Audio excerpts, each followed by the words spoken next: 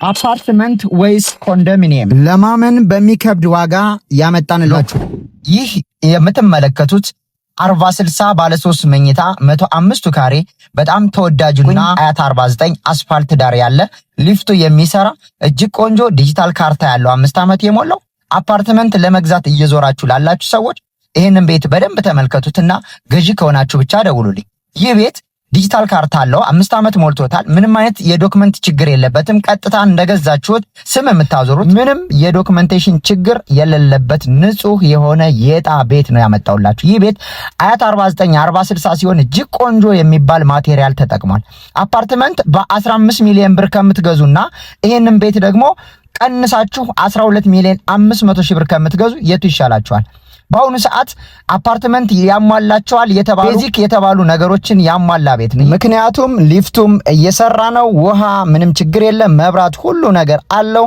ግራውንድ ላይ ቤዝመንት የመኪና ፓርኪንግ አለው።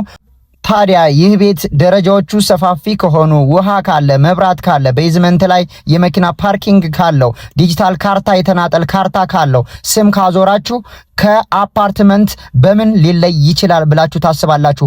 በተለይ እዚህ አካባቢ ቤት ስትገዙ በአካባቢው የሚገኙ መሰረተ ልማት፣ ትምህርት ቤት፣ ጤና ጣቢያ እንዲሁም ሌሎችም ኢንፍራስትራክቸሩ የተሟላለት እጅግ አሪፍ የሚባል አያት 49 አስፋልት ዳር የሚገኝ ቆንጆ ሳይት ላይ 40/60 ፈልግልን ስትሉ ለነበራችሁ እንዲሁም አንዳንዶች ደግሞ የምትወዱት ማስተር ቤድሩም እንደምትመለከቱት የራሱ መታጠቢያ እጅግ ቆንጆ የሚባል ማቴሪያል የተጠቀሙበት አሪፍ ሳይት ላይ ነው። ዋጋው እንደነገርኳችሁ መግቢያ ላይ 12 ሚሊዮን 500 ሺህ ብር ይባላል። የተወሰነ ድርድር ይኖራል። ቀርባችሁ ከባለቤቱ ጋር ህጋዊ ድርድር አድርጋችሁ በሰነዶች ማረጋገጫ ሽያጭ ማድረግ ትችላላችሁ ማለት ነው። ወርቅነህ ቤቶች ደላላ።